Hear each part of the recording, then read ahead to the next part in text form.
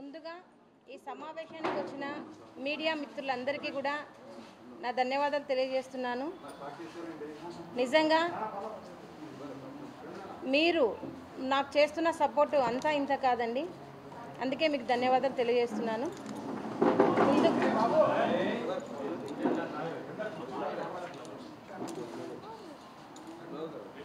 ఈ సమావేశాన్ని ఎందుకు ఇక్కడ ఏర్పాటు చేయాల్సి వచ్చింది అంటే, నా గిరిజన 14 సంవత్సరాల మైనర్ అయిన నా కూతురు సుగాలి ప్రీతి కట్టమంచి రామలింగారెడ్డి రెసిడెన్షియల్ హై స్కూల్లో 10వ తరగతి చదువుతుండగా అతి కిరాతనంగా అత్యాచారం చేసి హత్య చేసి ఆత్మహత్యగా చిత్రీకరించిన విషయం మీరందరికీ తెలిసిందే. ఆ విషయంకై నేటి వరకు 8 సంవత్సరాలుగా ఒక కుంటిదాన్నైన నేను పోరాటం చేస్తూనే ఉన్నాను. మరి ఇప్పటికీ కూడా న్యాయం అనేది ఏ క్వశ్చన జరగడం లేదు. మరి పవన్ కళ్యాణ్ గారు ప్రతిపక్షంలో ఉన్నప్పుడు సుగాలి ప్రీతి కేసుకి నేను న్యాయం చేస్తాను, సుగాలి ప్రీతి కేసు తల్లిదండ్రులతోనే మేము ఉంటాము అని అండగా ఇచ్చి మాట ఇచ్చి ఇప్పుడు డిప్యూటీ సీఎం అయిన తర్వాత మరి సుగాలి ప్రీతి కేసుని గాలికి వదిలేసిన విషయం కూడా మీకు అందరికీ తెలియజేస్తూ ఉన్నాను.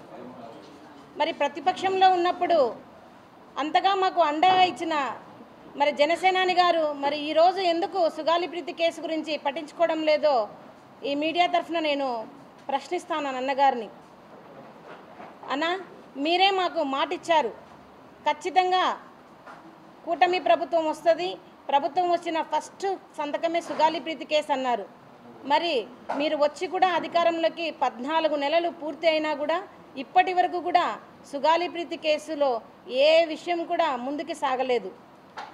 మరి ఎందుకు ఇంత వ్యత్యాసం అని నేను అడుగుతా ఉన్నాను. మరి పవన్ కళ్యాణ్ గారికి నేను ఒకటే సూటిగా అడుగుతున్నాను. మరి రేపు సెప్టెంబర్ 4వ తేదీన అసెంబ్లీ సమావేశాల్లో ఖచ్చితంగా సుగాలి ప్రీతి కేసు గురించి చర్చించాలి. మరి ఖచ్చితమైన నిర్ణయం తీసుకొని మరి కేంద్రం మీద ఒత్తిడి తెచ్చి సిబిఐకి అప్పగించాలి నా కేసుని, లేదా కనీసం ప్రత్యేక బృందంనైనా వేసి సిట్టుతో అయినా నా కూతురి కేసుకి హంతకులు ఎవరినో మీరు శిక్షించాలి అని కోరుతా ఉన్నాను. మరి అదేవిధంగా మరి ఈరోజు సేనాని గారు మరి సేనాతో సేనాని అని మీరు ఒక విస్తూర్ణమైన కార్యక్రమం పెట్టారు. మరి సుగాలి ప్రీతి కేసుకు మాట ఇచ్చి ఎందుకు మరిచారని నేను అడుగుతా ఉన్నాను.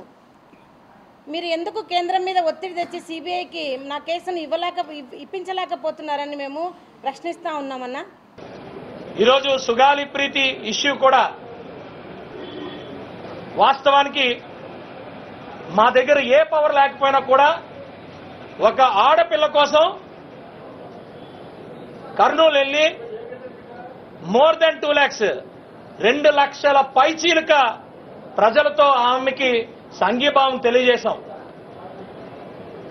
ఆ తర్వాత గవర్నమెంట్ నుంచి ల్యాండ్స్ కానీ ఆవిడికి సపోర్ట్ కానీ భర్త భార్య ఇద్దరికి గవర్నమెంట్ ఉద్యోగాలు కానీ ఇవన్నీ మరి మా పవన్ కళ్యాణ్ గారు ఆ రోజు జనసేన పార్టీ పోరాటం ఫలితమే. అయితే కేసు విషయంలో మీ అందరికీ తెలుసు, కేసు విషయంలో సిబిఐ అని చెప్పి పంపించి అది ఎక్కడో పక్కన పడేసి సిబిఐకి చేరకుండా చేసిన ఘనత వైఎస్ఆర్సీపీది. మేము వచ్చిన తర్వాత, కూటమి వచ్చిన తర్వాత దాన్ని ముందుకు కదిపి అప్పుడున్న డీజీపీ గారితో మాట్లాడి హోమ్ మినిస్టర్ గారితో మాట్లాడి ఇవన్నీ కూడా ముందుకు కదపడం జరిగింది. ఇప్పుడు కూడా మేము 100% మేము హోమ్ మినిస్టర్ గారితో మా ఎమ్మెల్యేలు కూడా మాట్లాడుతాం ఈ విషయం మీద. డెఫినెట్ గా అమ్మాయికి న్యాయం జరిగినంత వరకు కూడా మేము వదిలే ప్రసక్తే లేదు. ఎట్టి పరిస్థితుల్లో న్యాయం చేయాలి. ఇదే కాదు, ఇలాంటి విషయాలు ఏది కూడా జరగకుండా స్ట్రిక్ట్ గా ఈ ఆంధ్రప్రదేశ్లో లా అండ్ ఆర్డర్ ఉండడానికి ప్రతి అంశం మీద కూడా శాసన మండలిలో కానీ శాసన సభలో కానీ అలాగే పార్లమెంట్లో కానీ వీటి మీద నిర్విరామంగా పోరాటం చేయడమే ఈరోజు మేము మాట్లాడుకున్నాం, మేము చేస్తున్నాం, అలాగే రాబోయే రోజుల్లో కూడా చేస్తాం. ఒక్కరు మాట్లాడండి sir, please please.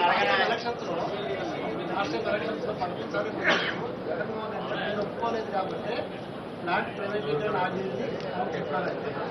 Jaganmohan Reddy చెప్పేవన్నీ అబద్ధాలే. జగన్మోహన్ రెడ్డి ఉండండి సార్, ఉండండి. అసెంబ్లీలో తీర్మానాలు ఎలాగుంటాయంటే ఇప్పుడు సుగాలి ప్రీతి గారికి సిబిఐకి పంపించినట్టు ఒక జీవో రాసి తీసుకెళ్లి ఏదో డెస్క్ లో పడేశారు, ముందుకు కూడా అలాగే ఉంటాయి. జగన్ ఉండండి సార్, జగన్ ఇది మా గవర్నమెంట్ ఇప్పుడేం ప్రైవేటీకరణ అవ్వలా, మీరు గుర్తించాలి. సుగాలి ప్రీతిది ఏంటనేది అందరికీ తెలిసిన విషయాలేనండి. మా గవర్నమెంట్ ఏం చేస్తుంది కూడా మేము చెప్తాం. అది ఇప్పుడు మేము గవర్నమెంట్ లో ఉన్నాం. లా అండ్ ఆర్డర్ అనే ఒకరి చేతుల్లో ఉంది, అలాగే హోమ్ మినిస్టర్ ఒక చేతుల్లో ఉంది, ఇది ప్రొసీజర్ లో ఉంది. పాతవేమనేది బయటికి తీస్తున్నాం. ఇది ఒకటే కాదు, డెఫినెట్ గా వి స్టాండ్, మా స్టాండ్ చాలా క్లియర్ గా అక్కడికి వెళ్లి అమ్మాయి కోసం మేము నిలబడ్డాం. మన గవర్నమెంట్ 5 ఎకరాల భూమిని 5 సెంట్లు పొలం చెప్పు, ఇవన్నీ కూడా 5 ఎకరాలు మీరు చూసుకోండి. 5 ఎకరాల భూమి కర్నూలుకి దగ్గరలో వాళ్ళ ఊర్లో 9 కిలోమీటర్లు అది మనం ఇంప్లిమెంట్ చేసి వాళ్ళు మేము ఇంప్లిమెంట్ చేసాం. వాళ్ళకి ఎకరా 2 కోట్లు అని అంటున్నారు, మాకు తెలీదు. అలాగే 5 సెంట్లు భూమి కర్నూలులో ఇచ్చాం, దానికి ఇల్లు కట్టి ఇమ్మని అడుగుతున్నారు, కట్టించేదానికి. ఇవన్నీ జరుగుతాయండి, ఇవన్నీ జరుగుతాయి.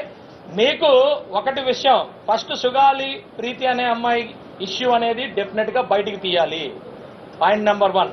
అలాగే అలాంటి ఇష్యూస్ జరగకుండా ఉండడం కోసం శాసనసభ్యులుగా మేమందరం కూడా నిత్యం శాసనసభలోని చట్టాలు చేయడంలో ఎక్కడ వెనకాడమని మీకు చెప్తున్నాం క్లియర్ గా. ఒక ఇష్యూ గురించే కాదు, అలాంటి ఇష్యూలే జరగకూడదు అనేది మా స్టాండ్. సార్, సుగాలి ప్రీతి విషయం బయటకు వచ్చింది కాబట్టి ఇప్పుడు అంటే ఎన్నికల కోసం జనసేన పార్టీ సుగాలి ప్రీతిని వాడుకుంది. ఇప్పుడు సిబిఐ కేసు విషయంలో ఏమీ తలపెట్టలేదు. మీరు జనసేన కార్యాలయం ముందు ఆందోళన చేస్తాం సుగాలి ప్రీతి తల్లిదండ్రులు ప్రకటిస్తున్నారు. అంటే అది మీరు ఏమి చేయలేదనే కదా, తల్లిదండ్రులు స్వయంగా. ఏమండి, ఒక్కటి చెప్తాను వినండి. ఏమి చేశాం ఏమి చేయలేదని అందరికీ తెలిసిన విషయమే. ఇది ఒక ఎమోషన్స్ తో కూడుకున్న ఒక అంశం. మేము కమిట్ అయ్యాం కాబట్టే, మేము మా పవన్ కళ్యాణ్ గారు అక్కడ సభ పెట్టారు కాబట్టే వాళ్ళ ఇద్దరు తల్లిదండ్రులు ఇద్దరికీ కూడా రెవెన్యూలో ఉద్యోగాలు వచ్చాయి. 5 ఎకరాలు భూమి ఇచ్చాం, 5 సెంట్లు స్థలం ఇచ్చాం. ఇలాంటివి అనేకమైనవి వాళ్ళకి సపోర్ట్ వచ్చిందంటే కేవలం పవన్ కళ్యాణ్ గారి వల్ల. వాళ్ళకి తెలియదేమో, యాక్చువల్ గా ఇల్లు కట్టించేమన్నారు. ఇల్లు కట్టించేదానికి సిస్టమ్ లో 2 ఉద్యోగస్తులు ఇవ్వడానికి లేదు. ఇప్పుడు వాళ్ళు అడుగుతున్న దాంట్లో అది వాళ్ళు అడిగేది గొంతెం కోరికలు ఉన్న విషయాన్ని తెలిసి కూడా మీరు మళ్ళీ అసలు సుగాలి ప్రీతి ఇష్యూనే రేజ్ చేసింది పవన్ కళ్యాణ్ గారు, సాల్వ్ చేసింది పవన్ కళ్యాణ్ గారు. మళ్ళీ వాళ్ళ తల్లిదండ్రులు చెప్పింది మేము చెప్పింది కూడా వినాలి కదా, మీరు మేము చెప్పింది కూడా వినాలి కదా.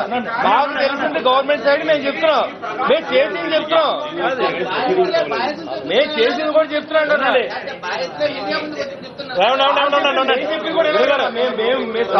రాంగ్ ట్రాక్ లో ఉన్నారన్నప్పుడు అర్థం చేసుకోండి. అవన్నీ ఇవ్వండి. ఇవన్నీ కూడా ఒక ఇష్యూ పెట్టుకొని పొలిటికల్ గా కార్నర్ చేయడానికి రకరకాలు జరుగుతాయి. ఆ కెపాసిటీ గానీ ఆ చిత్తశుద్ధి గానీ జనసేన పార్టీకి ఫుల్ గా ఉంది, ఎదుర్కొనే కెపాసిటీ ఉంది. ఆ ఇష్యూని క్లియర్ చేసే చిత్తశుద్ధి మా దగ్గర ఉంది. అది అతి త్వరలో ఇవన్నీ కూడా క్లియర్ అవుతాయి. ఎవరైతే దీని మీద ఇవన్నీ కూడా కలుపుతున్నారో వాళ్ళు బయటపడతారు, డౌట్ లేదు.